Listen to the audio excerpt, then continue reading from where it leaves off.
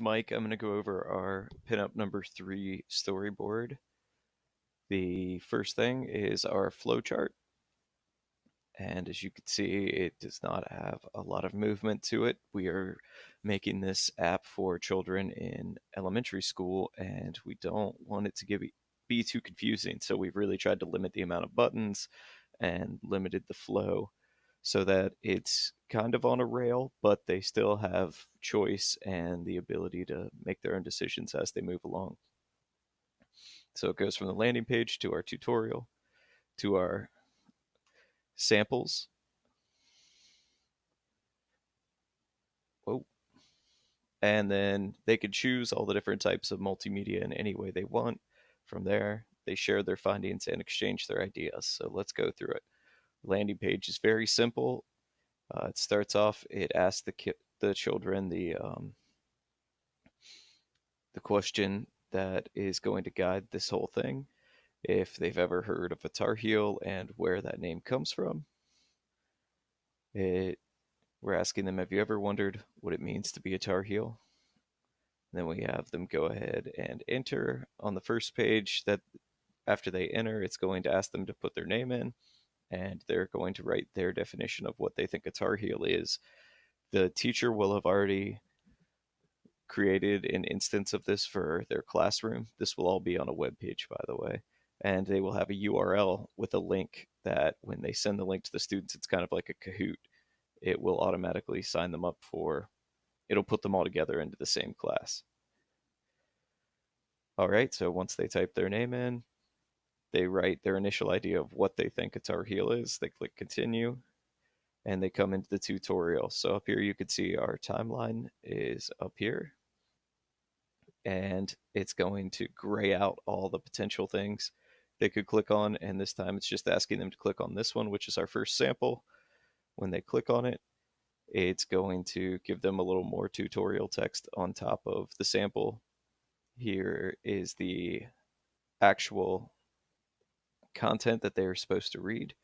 And after they read it, it's prompting them over here that they need to click on one of these to move on. It either helps their argument, doesn't help their argument, or they say, I don't know. Once they click that, it's going to then ask them to click on another one. This one, though, is going to be a video, and they're going to play the video. And after the video, there will be questions to check for understanding, and they will not be able to use these buttons on the right to help until they click those, until they answer the video question correctly. All right, at this point, we unleash them. The whole timeline becomes clickable, and they're able to click around anywhere in the timeline.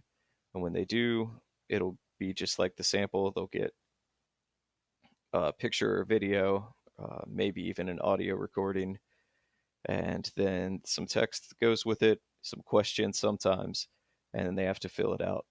As they go along, they will start marking certain things red, certain things green. At any time, they can click down here in their definition and update it if they feel the need to to update their definition. If they don't, they'll have another opportunity later to update it. Once they've completed all of the items, they will be prompted to move on to sharing, or they can keep working if they want to keep updating it. Now we're going to talk about the sharing. So in the sharing, you're going to have the students' class list over here with all the names of the different students in the class. When you click on one of them, that student's answer will then populate into this box, and they will be able to see what the other children have written. A cool thing about that is it will have the students' choices of which things backed up their evidence up here, and the children will be able to click on them and compare and see which things each person chose. The program will tell them how similar the answer choices or the evidence choices were. Um, they can click that they agree with this student or that they disagree with this student. This feature we should probably allow the teachers to turn on and off to prevent students from downvoting unpopular children or just letting it get out of hand. And as you see, as they switch between the different students, they'll be able to see the colors change and the similarity change. At the very end, it'll give them a layout and it'll show them which items were used the most by their classmates. So they'll be able to see, and when they can click on them still and it'll pop up and show them. So they'll be able to see which items were used the most and which would be the most effective pieces of evidence. And at the bottom will be the student's response who had the most people to agree with them.